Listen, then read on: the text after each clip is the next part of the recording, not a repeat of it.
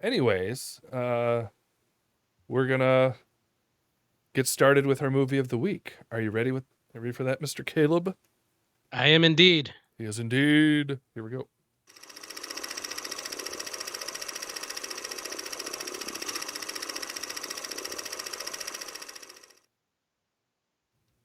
Alrighty, so what are we talking about in terms of movies this week? So it's the Batman trilogy, but it's the Christopher Nolan one. Is it called the Dark Knight Trilogy? What is the actual name of the saga? It might be the Dark Knight Trilogy. I have it up on my shelf over here. Not back here. These are fake, but uh No, you've given it away. yes, I have the I have the 4K trilogy. I think it's called the Dark Knight Trilogy, at least in the Okay. packaging, but it's the Christopher Nolan Batman. Um I wanted to talk about it because unlike Batman's before it, it's pretty overtly thought provoking, like intentionally Yeah. so. I think he intentionally included some themes that are more to more meant to get you thinking in terms of society, maybe a little bit of politics, philosophy, maybe even some religious themes. There's some things that popped out to me particularly uh, in the second one that made me think about some spiritual themes. And then the third one, I think there's some pretty overt political messaging, which I kind of like. hmm Some political messaging I think I would agree with. But what was your experience with these movies? When did you watch them as they came out? You I said you watched some did. recently, I think, but Yeah. So I did watch them when they came out, and um, I want to say I saw at least one or two of them in the theater. uh huh, Maybe all three of them. yeah, Um, I think I saw all of them in the theater. yeah, and then Yeah, I've watched them since then as well. Um, and I just recently watched Batman Begins with a friend of mine, um, and yeah, I think they've held up. I don't even remember what year they were actually released, but well, probably a lot um, longer ago than we would even think. It's kind of how it yeah, is at our age, well, but my wife and I were talking about it. I was watching a few YouTube videos, just trying to um, make sure I was solid on the plot points, and yeah. she asked about Heath Ledger, and she's Oh, like, "Wait a second." She's like, "Heath Ledger was in that before, like before he died or whatever." And I'm like, "Yeah, like right before he died, he was in this movie." yeah. There was And one more movie he was in after that, but right, they were only able to get through like a third of his characters filming, so they got hmm other actors to fill it out. That was an interesting movie, that other one, yeah. but So like that kind of placed the time frame for us. We're trying to remember like when Heath Ledger died and how tragic that was, and mhm. but that feels like forever ago. I know. Yeah. Um. So yeah. Now, how do we want to tackle this? Because, like I said, there's some interesting themes in them. Does anything jump out to you, like in any of them, right off the bat, in terms of things that, like, because we've talked about, sort of moments in, for instance, the Harry Potter franchise where it like spoke to something. At least I did. There was one, Yeah. but it's not necessarily the first movie. Um, but like how did the what kind of thoughts were provoked for you as you watched them? And anything stand out right off the bat? Well, one of the things about Batman in general, with my familiarity with Batman, is um, mostly in regards to like the original old TV show that was out there. Then I used to watch like the mid '90s cartoon, Hmm. which I do need to mention. The voice actor who played Batman in so many of the animated series passed away today. Oh, what? Um, Wait, what? Kevin Conroy or whatever, That's Conrad. like how providential could we be? I mean, I come on. know. So he was a very famous voice actor. I'm sorry that I can't remember his last name quite Mm, as well, but the voice is iconic. wow. Yeah, and then obviously these movies, and I've seen the other movies as well, although I have not seen the most recent um, Robert Pattinson That one. The, version. all I'll say here is I feel like it almost intentionally inverts like the way that I liked the political messaging in the third Christopher Nolan movie. I feel like that I feel like the newest one sort of inverts that a bit. Yeah. It's not an unenjoyable movie. But yeah, I got a different sense Mm. in terms of I- its themes. Yeah, I would say like one of the things I guess that's always stood out to me, like with the Christopher Nolan films, um, a great deal about overcoming fear, a Mm-hmm. great deal about sacrifice, um, putting the greater good above oneself, which are not necessarily overtly spiritual themes, but good moral qualities. Yeah. And yeah, I mean, I've always enjoyed the action, of course, but I felt like there was a depth to the Nolan films that went beyond the typical Batman story.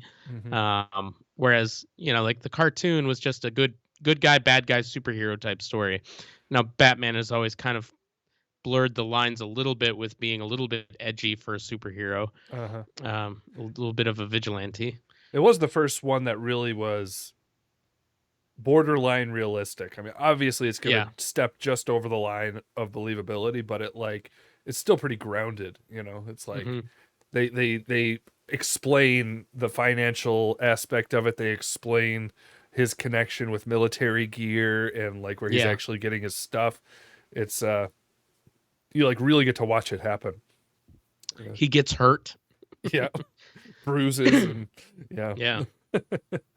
But well, it is interesting. I think I agree with you in terms of self-sacrifice and stuff, particularly in the first movie. What was interesting about the second movie, particularly at the end, there was almost like a really direct sort of substitutionary, almost gospel Hmm. parallel. I felt. Do you remember very well that the way the second movie goes down? So I didn't remember it off the top of my head. I had to watch some YouTube summaries, but I'm assuming it's the part where after Harvey Dent becomes Two-Face Yeah. and goes about doing some pretty terrible things, Hmm. kills a few people and whatnot. Yeah. Um,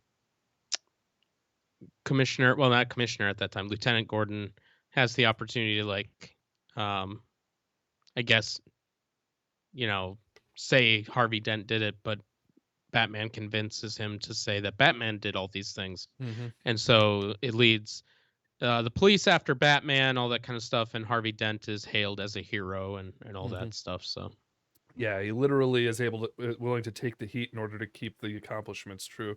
So it's yeah. like at the same time that the third movie kind of undermines the heroic picture that paints. Not in a bad way. I think it kind of needed to be done, and it's like there's a limitation how far you could push a plot twist like that Yeah. if these are Yeah. all human characters, you know. Um, and so it's like it is interesting. Some like quote unquote Christians who really don't like the idea of substitutionary atonement, they'll say like that's like a legal fiction. Um, Hmm. and they lean much more into infused righteousness rather than imputed righteousness.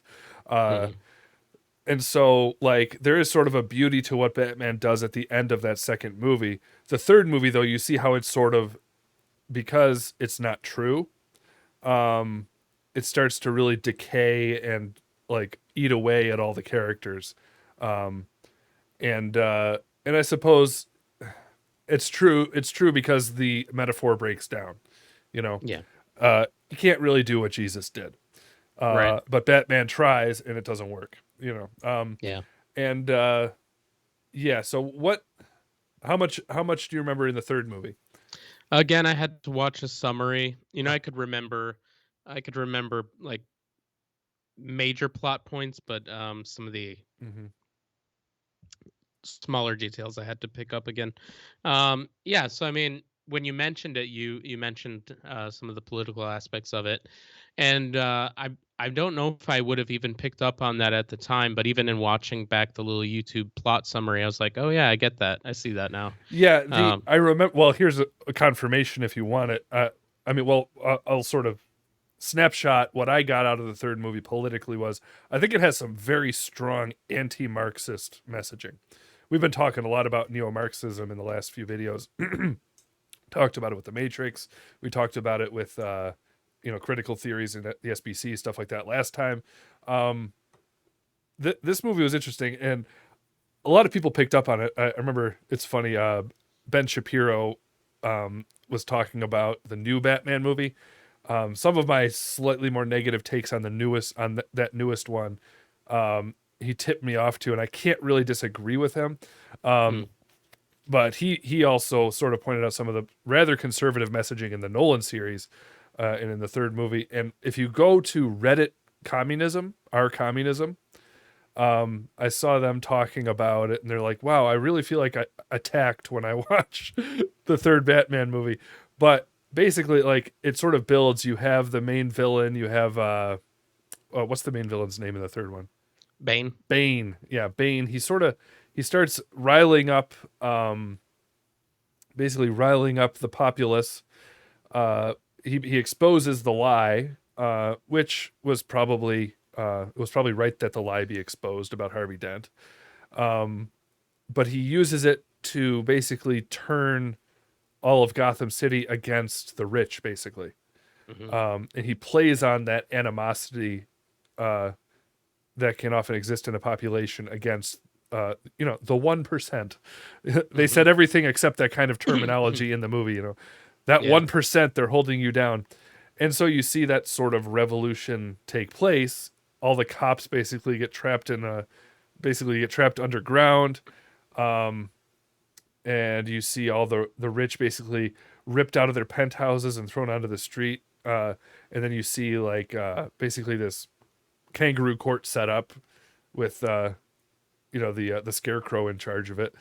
But it's all out of vengeance, but it's supposedly power to the people, quote unquote. And yeah, communists on Reddit who watched it took it the way I took it. Yeah. Like, Yeah. hey, you can't do that. But yeah, do you have any thoughts on that? Like, did you feel? Well, I mean, you said you maybe noticed it more after the fact as you looked into Yeah. it, but yeah, Yeah. I mean, some of the language in the dialogue seemed to definitely be moving that direction. yeah, Bane is really trying to undermine society. He's sparking a revolution, hmm and it's very clear it's about flipping the oppressor and the oppressed. yeah, I mean, I don't know how you can avoid those themes. It's very hmm direct. hmm Um, it's interesting. You mentioned in the text thread in preparation, it quickly like the destruction ensues, yeah. and so it's like, wow, it really didn't work. Yeah, I mean that is kind of what you hear about just in history is like this sort of the rhetoric among the political elite as they spread these ideas. It very much it was interesting. I was watching one Christian pastor on YouTube talking about this. Politically, like his church is sort of in sort of political conflict with the left in his town, and the language they use when talking about him is that they feel oppressed by his message. Hmm. Um, and you often find that I think that those who oppress do so out of a feeling of being oppressed. Yeah. I think you see that in Nazi Germany, even, which Yeah. a lot of people paint. Uh, a lot of people paint sort of Nazism as far right, and then communism as far left. Hmm. But I was just listening to James Lindsay talk about this. There is a common thread of a certain form of a certain philosophy of progressivism that actually exists in both Nazism and communism. But you see in the rhetoric, even of Hitler, in that rhetoric is language of um, oppression. They saw, Hmm. at least in his rhetoric, from what I understand, the Jews were oppressing them. Uh, Yeah. and so, if you can get that kind of animosity built up in an entire population, you can become very oppressive and feel justified in doing so. Hmm. Um, and I think that's what you see in a more subtle form. It's they say as soon as you use the word Nazi or Hitler, it's you've lost the argument, which is generally true. And so I'm not trying to speak that extremely about those who would disagree with us or anything like that. Yeah. At Yeah. this point, I mean, all these kinds of ideas can become extreme, but like all that just to say though, in those areas where you see Christians um, becoming more and more opposed, we're spoken of as oppressors. Um, and it's something like I never quite said it that explicitly last time, but we were talking about again critical theory getting into the SBC, for instance. Um, if what's the blind spot there is that if you trace that academic history, and you see sort of their list of versions of oppression, Christianity is one of those oppressors. Not Hmm. just that it's Christianity when it goes awry or when there's uh, an oppressive sort of spin-off of Christianity. It's no, it's Christianity itself. It's that Western. It's seen as that Western oppressive force in and of itself. And so yeah, um, and so that's why we often I think feel kind of like our hands are tied when we try to argue these things. Yeah. Um, but I don't know. I kind of went off on a tangent there, but I hope that made sense. That's right. Yeah. Anything to add to that? Um, Not really. I mean, it is interesting to me, like, as these themes emerge, you often wonder like how readily people see them, agree with them, or disagree with them, or find merit to them or whatever. Because I often think of these things. It's like, and sometimes it takes me a while to catch on to this. So I wonder, like, just in general, how Hmm. much of the general population is just catching it. If like, is it clear enough, or is it meant to be more subliminal like this? Like, Hmm. maybe it's gonna take a few watches before someone picks up on it. I mean, I was slow to it. Yeah, I mean, I'm not saying like I went on a lengthy train of thought there, and I'm not saying even 50% of that was what was on Christopher Nolan's mind. Right, right, I right. do think the anti-communist messaging was on his mind. It seems a little bit overt, um, Yeah, but I just think it connects to even more things if we just think yeah, it through, just by implication. But I feel like that is sort of the subtlety of it. Whether good or bad, a lot of messaging in movies is subliminal, yeah, and I think most people probably don't pick up on it, yeah, which is why it can be, I think, effective in a good way or dangerous. yeah, You know, I think sort of that's what I liked about the Dark Knight Rises was you see the uh, irrationality of dragging the 1% out of their penthouses, yeah. and it's sort of shown on screen, and that's a good thing. We shouldn't alienate the rich just for being rich.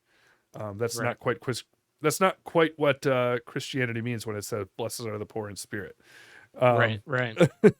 Yeah, um, and there's a part of the movie where Bane walks into the Gotham City Stock Exchange and basically empties all of mhm, Bruce Wayne's accounts, but as well as like part of that is flipping the money situation around for the rich and elite, and right.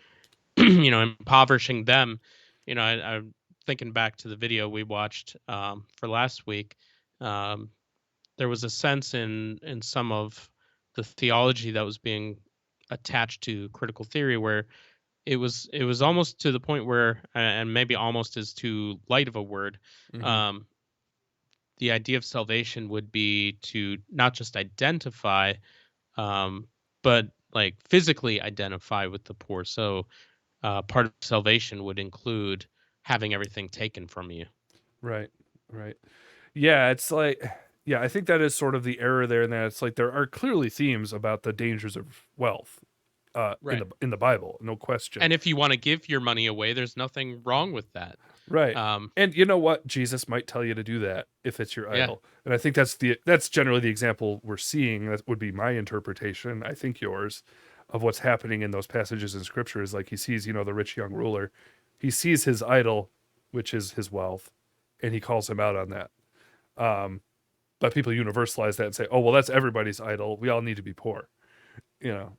hmm, Uh and that kind of maps well onto again that sort of revolutionary neo-Marxist thinking yeah, of the alienation of, like, again, making a class of people evil rather than human nature itself evil. Um, yeah.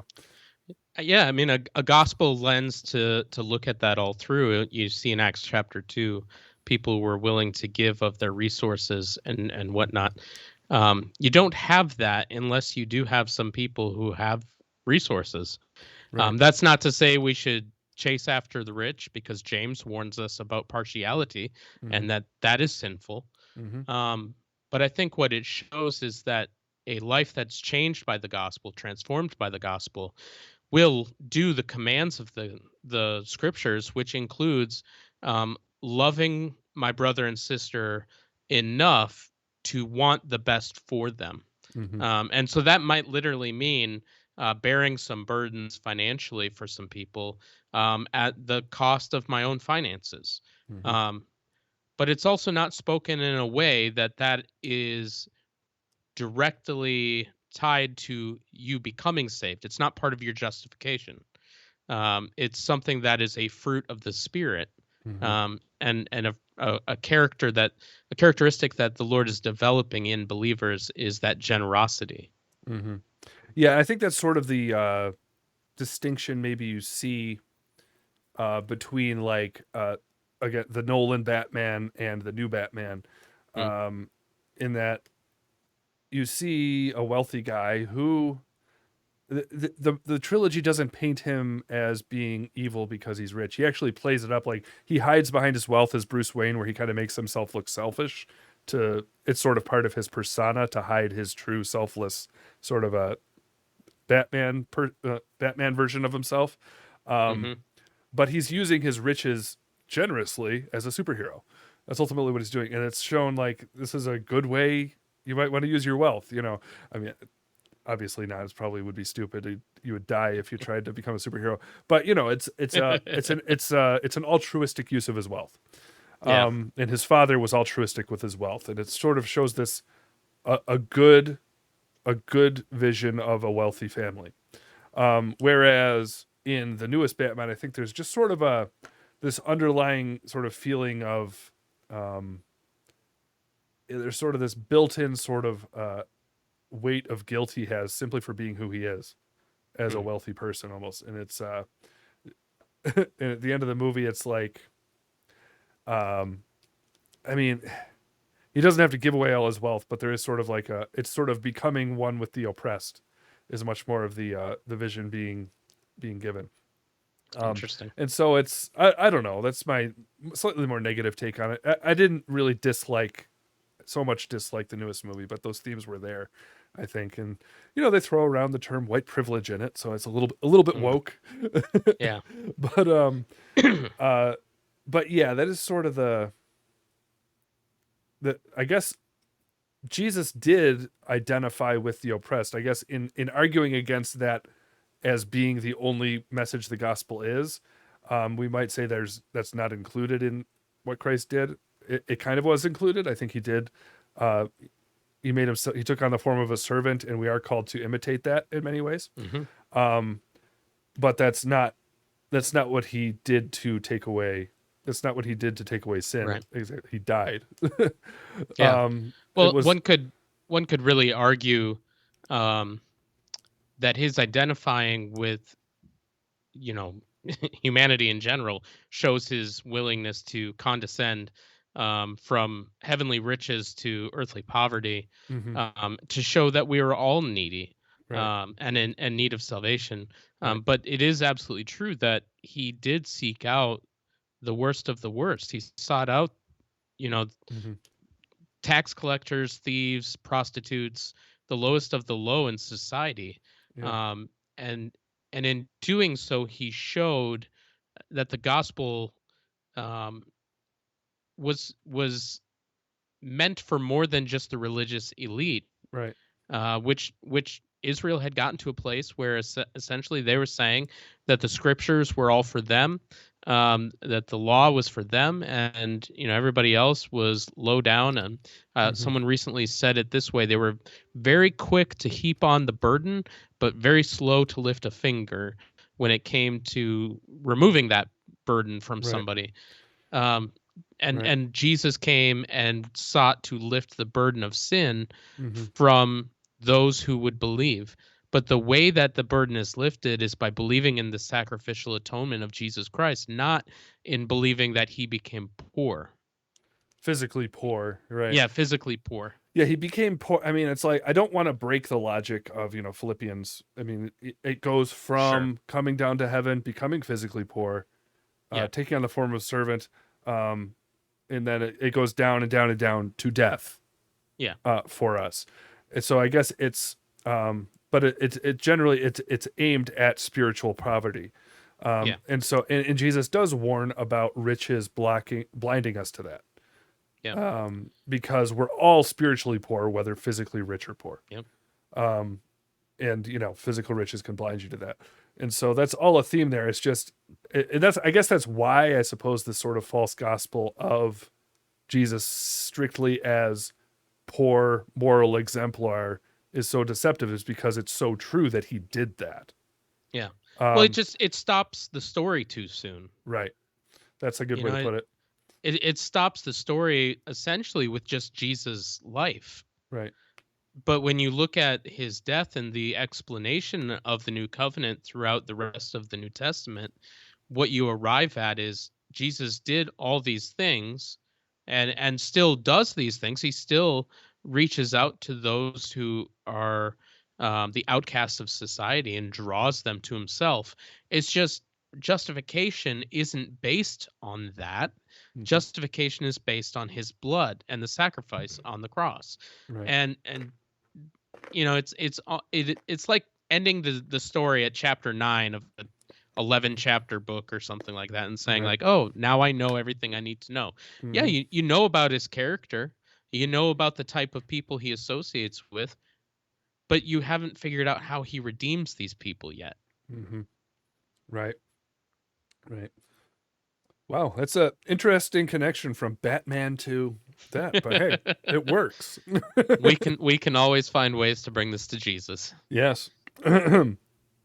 Yeah, so all that to say, I feel like the Nolan trilogy is more compatible with that gospel than the new Yeah. Batman movie. Yeah. Or at least it's not about that much, except it Yeah. touches on it a few times, but uh it's not inconsistent with it, whereas Yeah. Marxism is.